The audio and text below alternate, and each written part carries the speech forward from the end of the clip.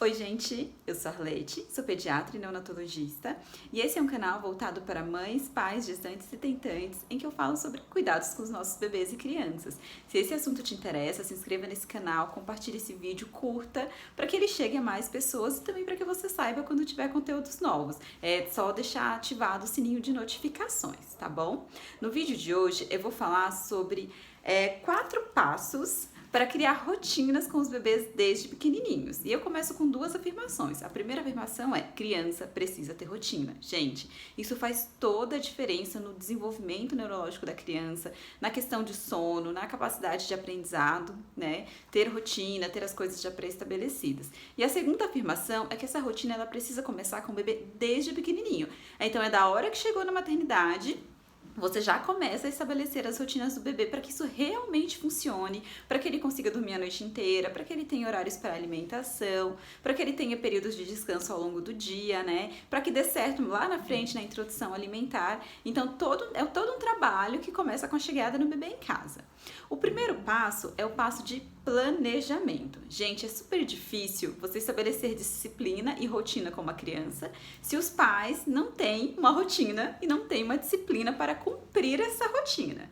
Então, eu começo a orientar isso na consulta do pré-natal. Então, eu já converso com os pais sobre isso já durante o pré-natal e também na primeira consulta, que eles precisam se planejar para a chegada do bebê, porque acontecem muitas mudanças na vida deles. Então, coisas que são muito simples tornam-se muito mais complexas quando você tem um recém-nascido em casa. Vou dar um exemplo para vocês, que é uma coisa que eu sempre paro para pensar. Sou uma pessoa cacheada. Lavar o meu cabelo é um evento, né? Dura 1 hora o processo entre hidratar e finalizar o cabelo.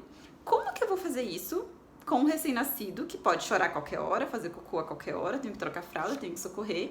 Então eu tenho que me programar, olha isso, para lavar o cabelo se eu tiver com um recém-nascido em casa. Amplia isso para preparar as refeições, por exemplo. Se é uma mãe que é ela que é responsável por cozinhar, como que ela vai fazer a comida, que leva ali um tempo, né, demanda tempo, com o bebezinho? Então ela tem que se programar, se ela vai ter alguém para ajudar, se ela vai deixar umas comidas congeladas já no final da gestação, se ela vai encomendar comidas de algum lugar. Então a mãe e o pai têm que ter um planejamento de como que vai ser a rotina deles com as mudanças trazidas pelo bebê, para aí sim conseguir estabelecer uma rotina com o neném, não é?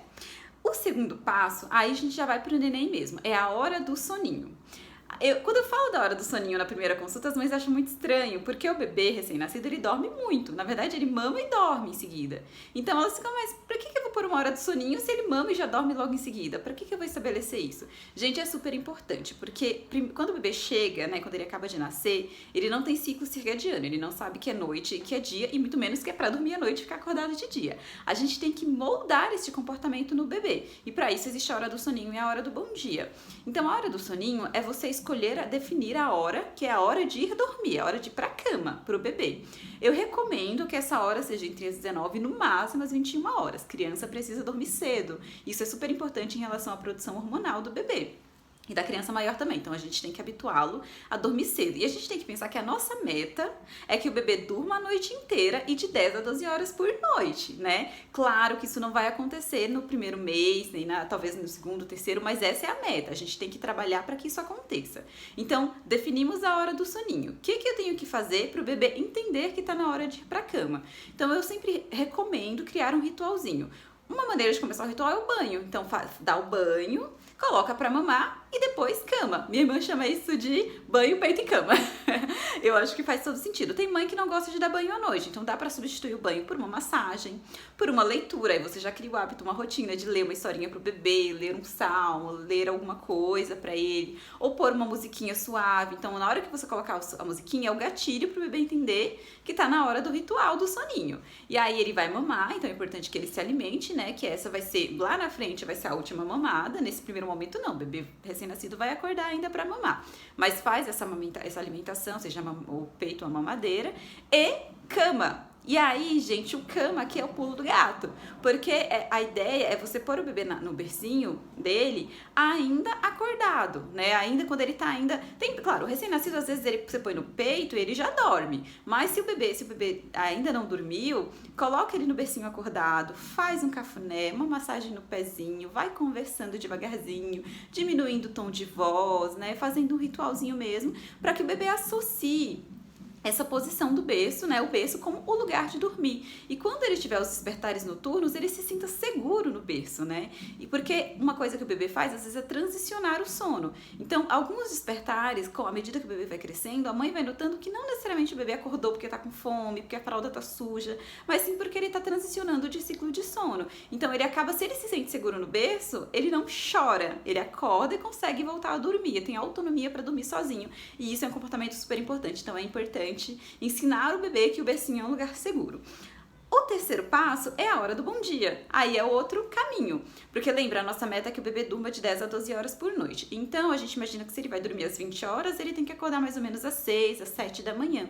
Esse despertar do recém-nascido, tudo bem que ele teve outros despertares na madrugada, mas esse despertar da manhã, esse a mãe desperta junto e é hora do bom dia mesmo. Então, é falar bom dia pro bebê, abrir a janela, mostrar o sol. Tem a mamada desse despertar, então põe o bebê para mamar num ambiente claro e conversa bastante com ele. Vale criar um ritualzinho também, como por exemplo, descer porque eu moro em prédio, né? Mas quem mora em casa, dar uma volta no quarteirão com o bebê, brincar com o cachorro, ler o jornal, ler qualquer coisa também, criar um ritualzinho ali no despertar, porque o bebê entenda que aquela é a hora de acordar, de bom dia que o sol nasceu. E o último passo, o quarto passo, é intervalos regulares de mamada. Gente, isso aqui é um pouco polêmico, né?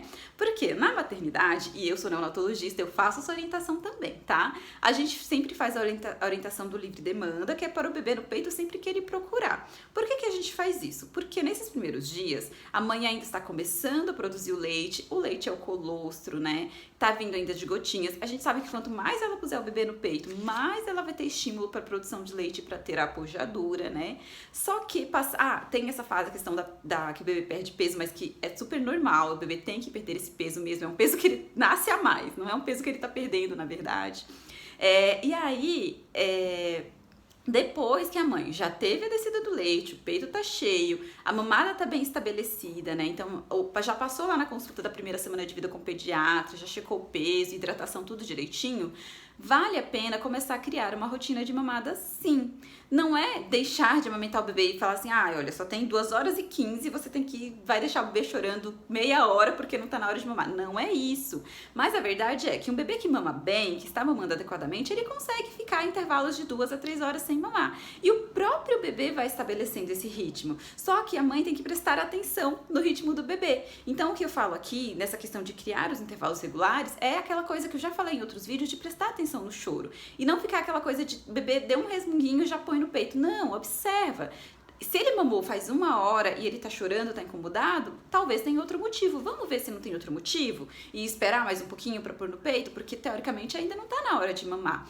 E com isso, vocês vão observando que vai surgindo um horário mesmo. O bebê, ele é condicionado, ele é disciplinado. A gente aqui acaba com a disciplina do neném. Então é super interessante criar essa rotina de mamadas mesmo, sem ser muito rigoroso, não é ficar olhando no relógio, cronometrando o tempo, mas realmente respeitar os ciclos dos bebês e vocês vão perceber que eles conseguem fazer horários bastante regulares. Então é isso, gente. Se vocês gostaram, curtam, comentem aqui e eu trago mais informações para vocês.